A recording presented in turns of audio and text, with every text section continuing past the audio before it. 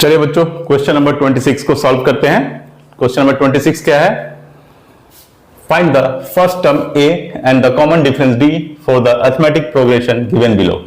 -5, -1, 3, 7। ठीक है, सीक्वेंस दिया हुआ है। इसका क्या बोल रहा है कि फर्स्ट टर्म फाइंड आउट कीजिए और common difference d find out कीजिए। ये एनसीईआरटी का क्वेश्चन है।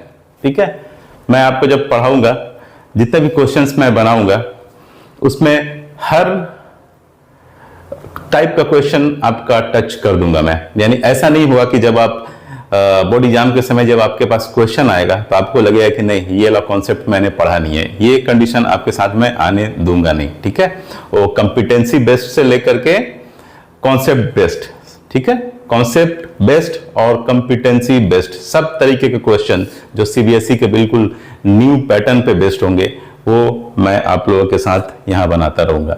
और आप लोग, अगर आपके पास उतना समय नहीं है कि आप उतना क्वेश्चन मेरे साथ साथ बना पाए, तो कम से कम उसको देख जरूर लीजिएगा और लगेगा कि हाँ, जहां पे आप फंस सकते हैं उसको जरूर से अपने कॉपी पे नोट कर लीजिएगा। ठीक है, इसमें कोई दिक्कत नहीं। अगर आप सिर्फ एनसीईआरटी बनाना चाहते हैं, वेल एंड गुड, बना लीजिए, कोई दिक्कत नहीं है।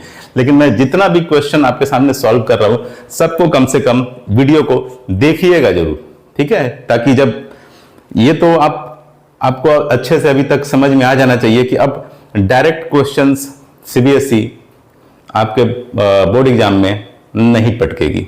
ठीक है, वो क्वेश्चन को ट्विस्ट करेगी, डाटा को ट्विस्ट करेगी। अगर आप अभी तक वो रट्टा मार वाले पढ़ाई पढ़ रहे हैं तोते की तरह, तब आप फंस जाइएगा, तब आपको बचाने वाला कोई नहीं।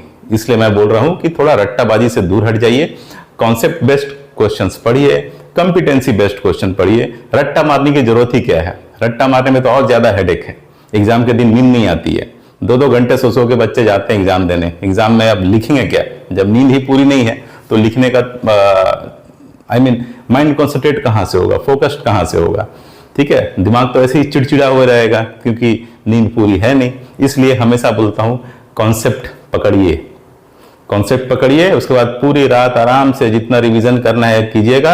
आराम से 6 घंटे, 7 घंटे, 8 घंटे की पूरी भरपूर नींद लेकर के जाइएगा और 100% लेकर के आइएगा।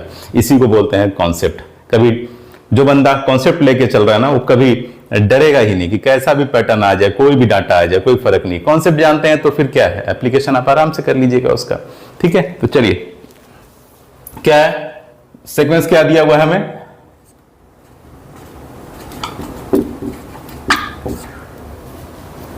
Find the first term a and the common difference d for the arithmetic progression given below. ठीक है, गिवन एपी क्या है मेरे पास? गिवन एपी है -5, -1, 3, 7 एंड सो ऑन। ठीक है, फर्स्ट टर्म क्या होगा? सीक्वेंस जहां से स्टार्ट हुआ, यानी -5 से शुरू हुआ, तो ये क्या हो जाएगा? फर्स्ट टर्म होगा। तो लिख दीजिए फर्स्ट टर्म, जिसको हम a से रिप्रेजेंट करते हैं, a is equal to -5। Okay, common difference क्या होगा? Next term minus previous terms का डिफरेंस, यानी कंसेक्यूटिव टर्म्स के बीच का जो डिफरेंस होता है वही कॉमन डिफरेंस होता है। तो निकालिए कॉमन डिफरेंस कितना हो जाएगा?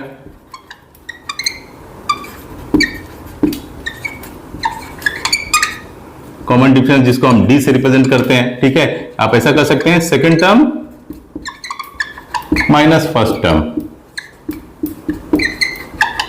ठीक है, सेकेंड टर्म कितना हो गया? -1। ठीक है, माइनस फर्स्ट टर्म क्या है? -5 है, तो -1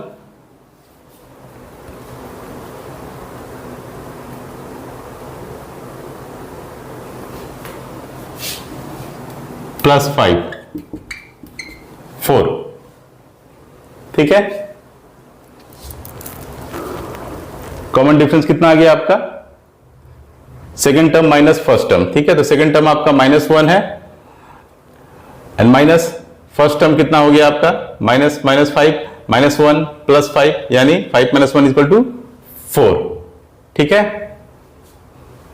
हो गया आपका। तो ये किस तरीके का अरिथमेटिक प्रोग्रेशन है?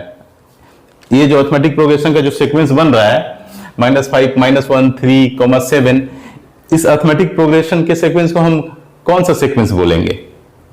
इसको हम बोलेंगे इंक्रीजिंग अरिथमेटिक प्रोग्रेशन सीक्वेंस। ठीक है, इंक्रीजिंग एपी। शॉर्ट में इंक्रीजिंग एपी। क्यों? क्योंकि यहां देखिए वैल्यूज धीरे धीरे बढ़ रहे हैं, -5 से -1 हुआ, -1 से 3 हुआ, 3 के बाद 7 हुआ, ठीक है। तो धीरे धीरे वैल्यूज क्या हो रहा है, बढ़ रहा है, ठीक है। इसलिए इसको हम क्या बोलेंगे, इंक्रीजिंग एपी। और जहां डिक्रीजिंग एपी होगा उसका मतलब क्या होता है कि वैल्यूज जैसे जैसे आप नेक्स्ट टर्म पे जा रहे हैं, जैसे जैसे आगे बढ़ रहे सीक्वेंस में वैल्यूज क्या हो रहा है, डाउन हो रहा, कम हो रहा, तो वो डिक्रीजिंग एपी होता है। तो ये किस तरीके का एपी है, ये इंक्रीजिंग अरिथमेटिक प्रोग्रेशन का एपी है, ठीक है, इंक्रीजिंग एपी है। ओके, क्लियर है? तो चलिए इसको आप स्क्रीनशॉट लेना चाहते हैं तो ले सकते हैं, बनाना चाहते हैं तो बना सकते हैं। फिर मिलेंगे, तब तक अपना ख्याल रखिए, टेक केयर एंड बाय।